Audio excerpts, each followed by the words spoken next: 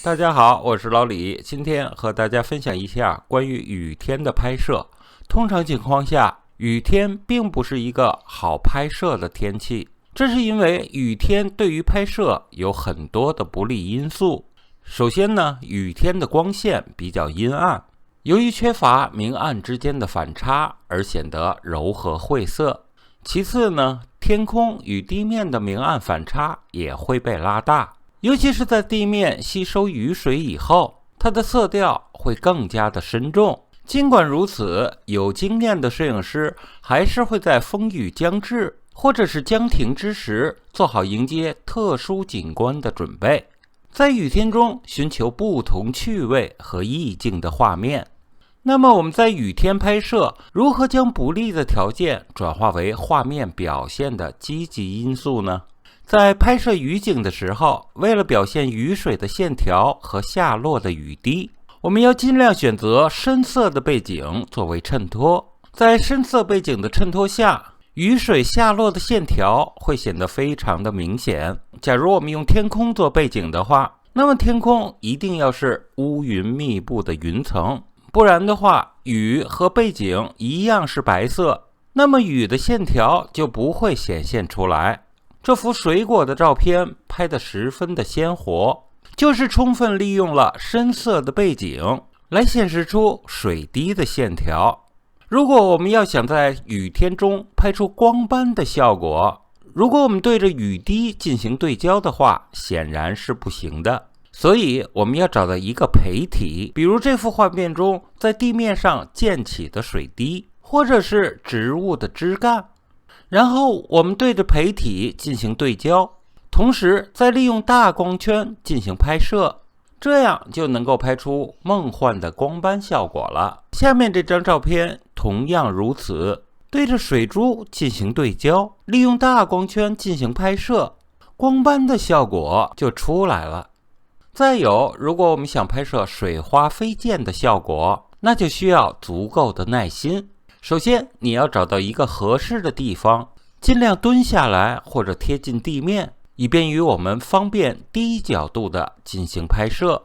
然后我们把快门速度调高，当雨滴在地面上溅起来的时候，迅速按下快门，这样就能够拍出水花滴溅的效果了。但是因为是在雨天，环境不会是太好，所以我们要多拍几张才能够拍出来。雨滴有很多，如果雨小，那么你可以用高速快门来拍摄屋檐边即将滴落下来的雨滴。如果是雨大的话，你就可以拍摄雨滴落地，地面溅起的画面。还有一种拍摄方式就是对雨痕的拍摄。拍摄玻璃上的雨痕，我们尽量使用大光圈进行拍摄，因为这样能够很好的虚化背景，获得梦幻的效果。我们的对焦对在雨滴上，如果对焦不准的话，我们可以采用手动的对焦方式。雨痕的拍摄总能给人以一种诗一般的意境。拍摄者通过对玻璃上雨痕的拍摄，是不是给我们一种油画般的效果呢？当然了，雨天路上的行人也是最好的拍摄题材，因为这个时候路上的行人都急着躲雨，也有撑着伞在雨中慢慢走的，当然也有顽皮的孩子在雨中玩耍。这个时候可以利用的题材非常的多。在下雨的时候，我们多观察路上的行人，说不定就能拍出一张画面富有情趣的好照片来。在下雨的时候，路面上会有积水，这样就会让路面变成一面粗糙的镜子。这个时候，我们可以利用积水来拍摄倒影，也许就能拍出不错的画面。这幅照片，拍摄者刻意在雨水的地面上放上2只鞋子，将自己的倒影置于水中，将自己的倒影放在主体位置，利用水滴所溅起的波纹，营造出一幅非常有趣的画面。在雨后，我们会观察到植物会显得非常的鲜艳，而且雨滴在植物上会给植物增加一份灵动。在这个时候，我们给植物来个特写，画面好看而且生动。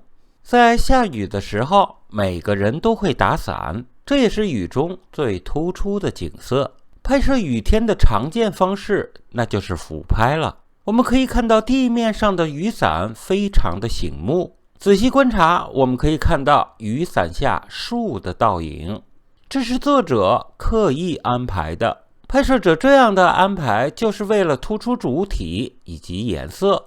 我们可以设想一下，如果拍摄者在雨伞下选择同样的水面效果，比如说这种水面效果放在雨伞下，照片的整体感觉就会逊色很多了。当然，我们在拍摄时不用俯拍，也可以拍摄一些雨伞的特写。